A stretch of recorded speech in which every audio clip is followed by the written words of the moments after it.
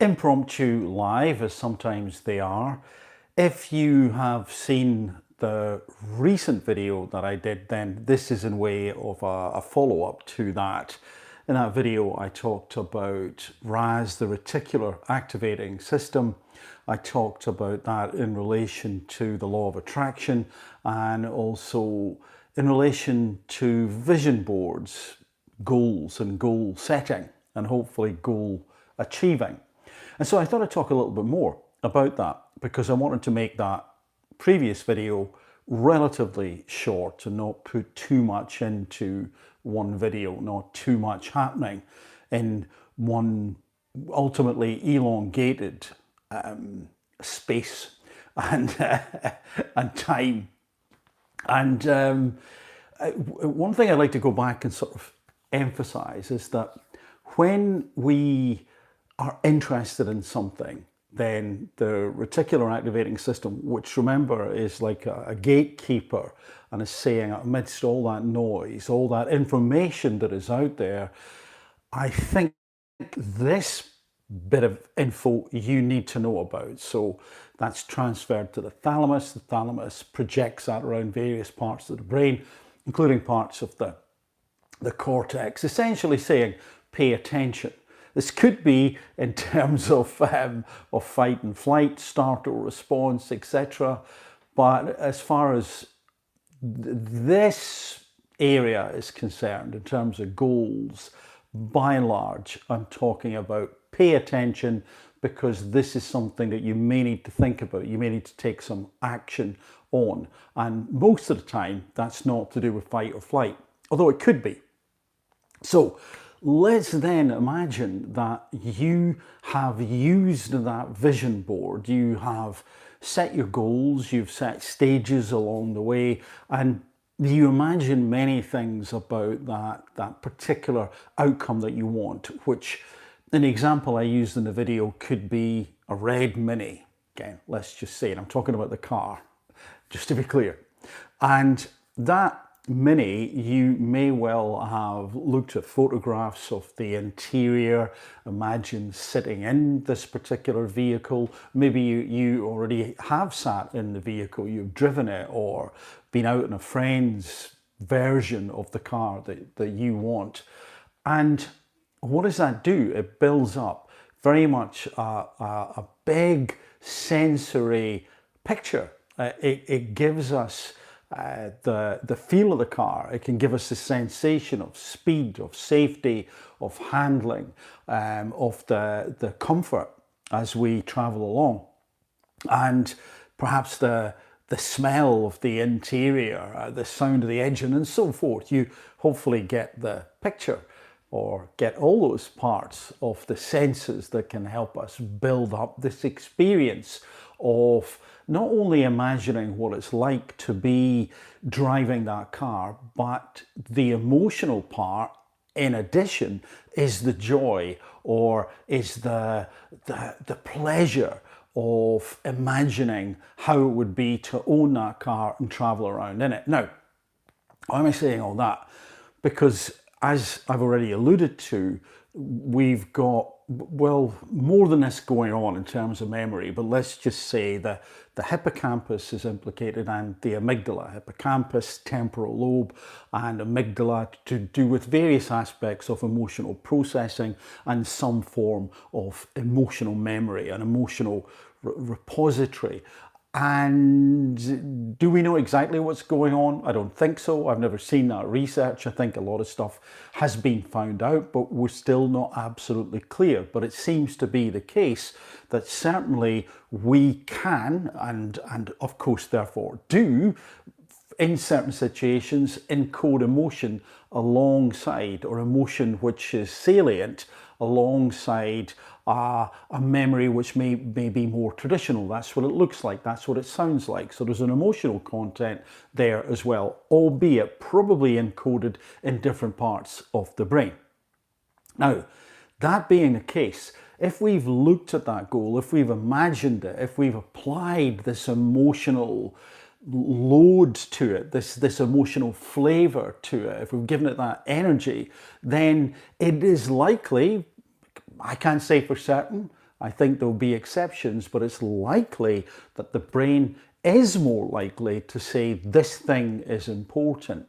And remember then that I talked about pattern recognition, and in fact I probably should have said before that happens is a pattern match. So they're internal templates, so to speak, that we look at the outside world and go, hold on a second, there's this little template here, a pattern that I've got stored, and oh, it matches to that bit of reality.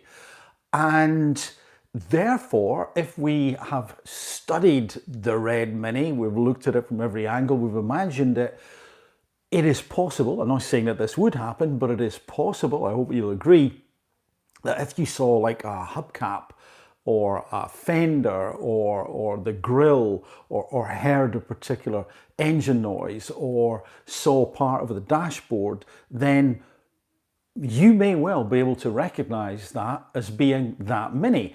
And again, let's move away from the red mini for a moment at least and consider those things that you're really interested in. So maybe it's sport, and if you're interested in sport, perhaps it's golf, then you may be so interested that you know what type of club somebody has just by looking at part of the club only, and maybe you've got such an interest in golf that you recognize older clubs and how they were made and when they were made, and you don't need all the information. You don't necessarily need to see the whole thing, but if you do see the whole thing, you can recognize it for what it is. So this is what I'm trying to say in terms of attention, reticular activating system, and pattern matching, recognition, and that idea about the reticular activating system saying, I need to send this on to other parts of the brain because I need you to pay attention to this because this is important to you. So I kind of covered that probably at a slightly higher level, and hopefully I'm adding in more here to emphasize why I believe, and I'm not the only person who believes this, that this is one of the ways that a vision board can work. And generally speaking, it's about employing more of the senses apart from just seeing. And what that then means is, because we're interested in this thing, those things, then when we're out and about and we are faced with all this information, that part of the brain, the reticular activating system, is able to go, oh, in the middle of this thing is important. Let me bring this to your conscious awareness, to your conscious attention, and then you can, if you want to, act upon this and do something. And what I was then saying is that acting upon it is crucial, because yes, we can sit back and attempt to manifest things out of thin air, and that has happened for some people. Could be a coincidence. Absolutely could be a coincidence. Maybe it is something that literally is beyond our ken. It's something that is perhaps connected to that quantum field, and things can kind of just turn up without us expecting it or understanding why. I'm not ruling that out, but as I was saying in the previous video, I think it's important to hedge our bets. Fair enough to visualize and imagine manifesting and all that law of attraction stuff, but if we're also activating our sieve, in reality, the reticular activating system, and we're picking out those things that are important to us, and those are brought to our conscious attention, and we're taking action to go and find out more about this thing, to read, to talk to someone, to visit, to investigate, that taking action increases our chances above and beyond anything that may be going on with the law of attraction. Does it need the law of attraction? I would say on one level, no, but I don't really know what's going on behind the scenes at that quantum level. So maybe it does need it in a weird and wonderful way. And maybe by following those more concrete Newtonian physics driven steps, we enhance the law of attraction itself. Who knows? The truth, as I always say about this reality, well, the truth will be stranger than the fiction, I suspect, whenever we figure it out at whatever time in our lives or beyond. Who knows? But again, in terms of the three-dimensional, the Newtonian, the concrete stuff, this is why I keep on saying, if you set goals, take action. And also, if anyone talks about manifesting, I believe that they should be saying take action, and a lot of people do. And I think that's why, because it kind of makes sense, doesn't it? It definitely enhances our chances of reaching that goal or getting to that first step. Now, then what I want to talk about is the comfort zone. And the comfort zone is really interesting in many different ways, but I'll stick to one thing that is connected to setting goals. If you imagine that we have habits, we have those things that we do on a regular, ongoing basis. The habits very often are things that we do without thinking about them. And again, if you're driving along and you're not thinking about it, then the reticular activating system is still scanning. And if something pops up in front of us, there's a danger, there's a change in road conditions, there's something that we're not used to, we weren't expecting that, then that reticular activating system is likely to go bing. Hold on a second, let's press a little alert button here. You need to know about this. This could be dangerous. So that's still going on. When we're driving in that way by autopilot, essentially, then those things that we're doing in life can be exactly the same, because those things that we do in life that are on autopilot, it's the same as driving by autopilot in many ways. We're just going through the motions, and it's only when something changes that we may begin to notice, oh, hold on a second, I need to pay attention to this, again, because of that reticular activating system. So if we have that, and we have set some goals, and we then have a comfort zone, where do you think our behaviors lie in terms of the comfort zone? Are the ones that we do by habit, that we do on autopilot, are they inside the comfort zone or outside the comfort zone? And I would suggest that the things that we do on autopilot, and you probably thought the same thing, are in the comfort zone, are inside that comfort zone, because they're comfortable. We may not remotely think about them. Now, it doesn't mean to say that living in the comfort zone is comfortable in of itself, but it's likely to be more comfortable than imagining being outside it. That's often the trap that many of us can find ourselves in. But when we visualize, when we imagine whatever it may be on the vision board, and it doesn't have to be in a vision board, of course, just could be what we do. When we imagine doing things, we imagine very often doing something which is outside the comfort zone. That's what we have to imagine it, because it's not part of our normal routine, our habits, our autopilot. And in that way, we can, in a sense, stretch that comfort zone so that when we actually do step outside it, we've already kind of visualized it. It feels more familiar. It's less of a big step. It's a smaller step to be outside, because if we take too big a step outside the comfort zone too soon, too quickly, then we can panic. It all seems alien, and there are threats everywhere. The reticular activating system's going haywire, and we think, oh my gosh, let's get back into the comfort zone. Let's get back into that place and space where things feel familiar and these alerts aren't pinging everywhere. So hopefully you're with me so far. So again, we talked about, to a degree, the vision board, mentioned the law of attraction, focused a little bit on the reticular activating system, and then recognized that we do things on autopilot unless the alert pings, and then that autopilot switches off and we've got to pay attention. And as I'm suggesting, that most of the things that we do on autopilot are in the comfort zone.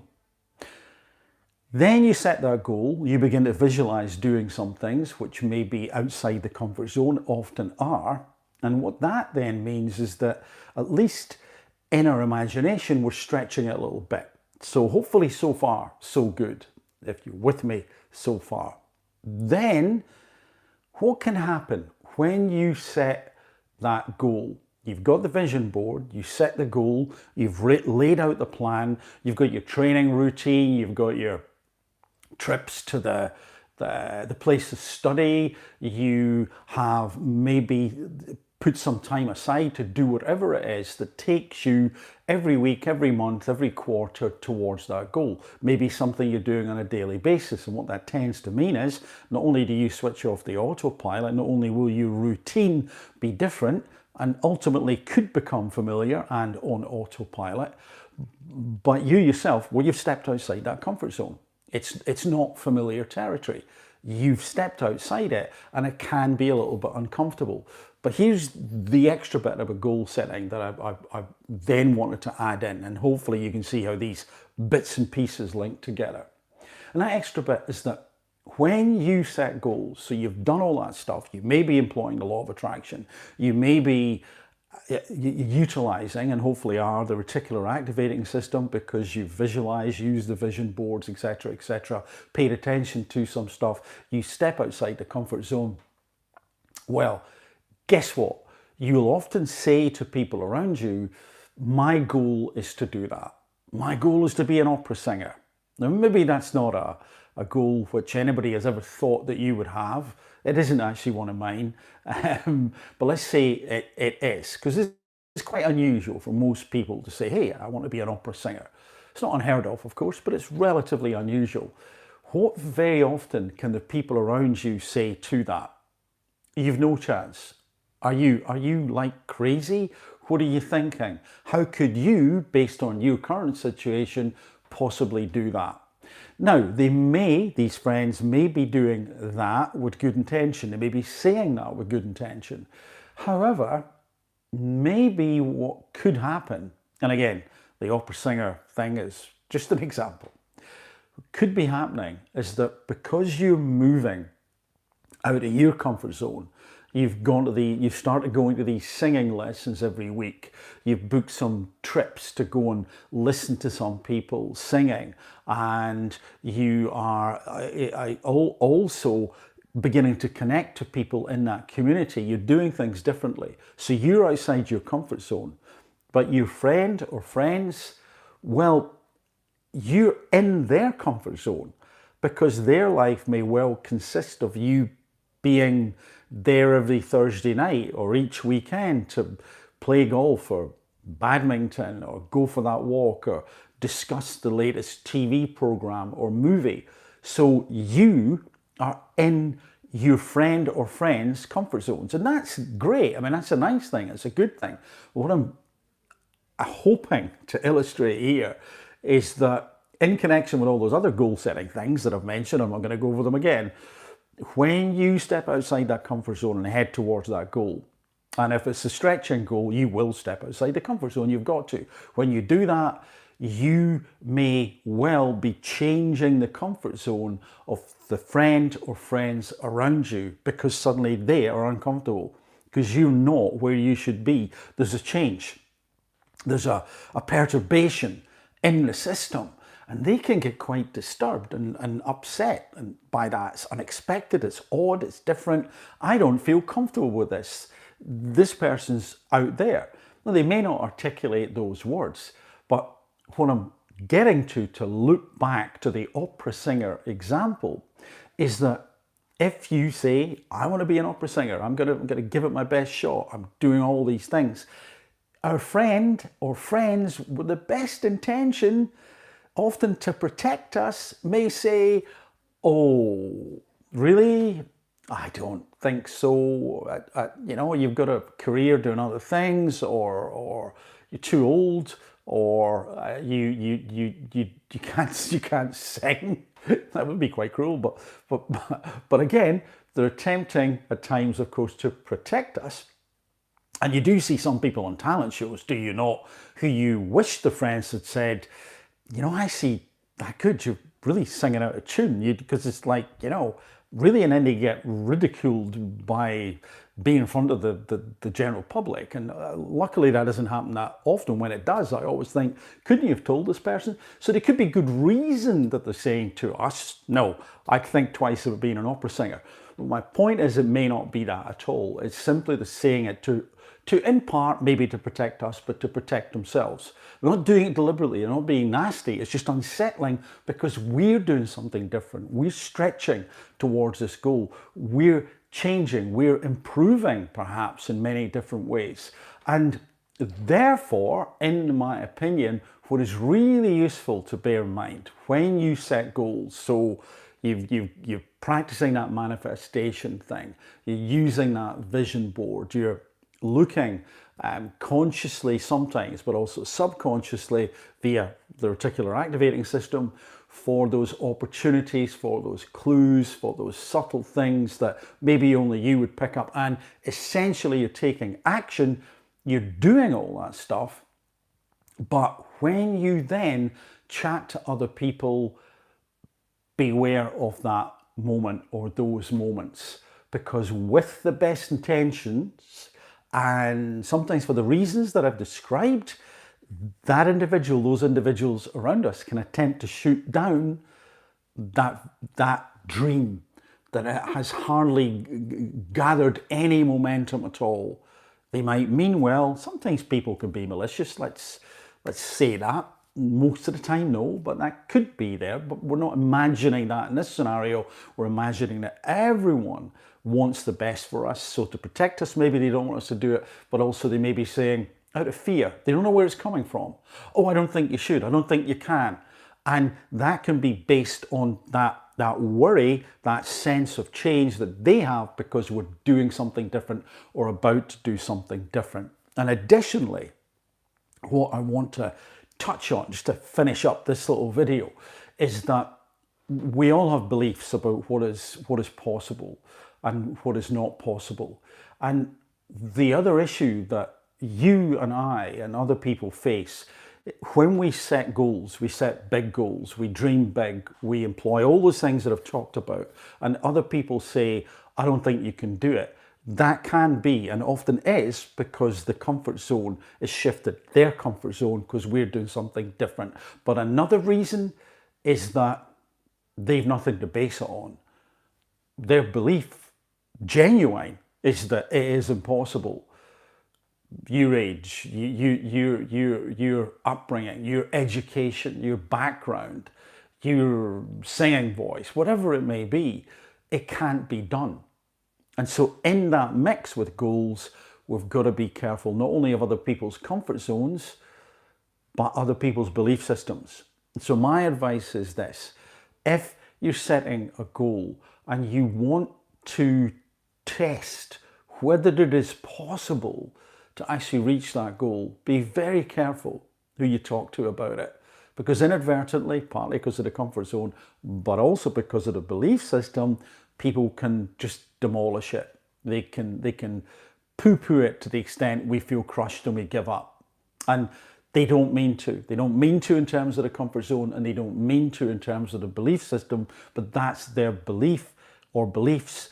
And that it is often limited, because who knows what you're capable of? Who knows what they're capable of? And we're brought up with that stuff, or we know it can very often be transferred to us at a young age.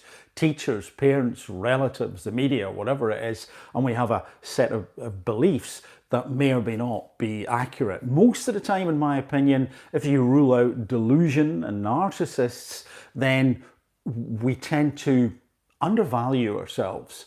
We tend to have limitations in our beliefs about what we're capable of that are not true.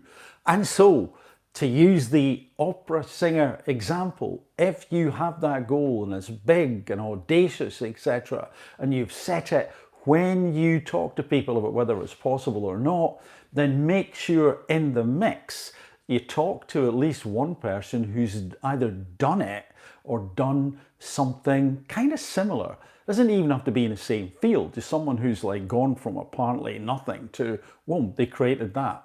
And ask them, and they may say, no, I think you can't do it. That's fair enough. All right, I need to have a think about that. But very often they may say, well, yeah, I think you can because of this, or I did something that was different from that, but I'm a great believer in going for these big things, and here's some advice.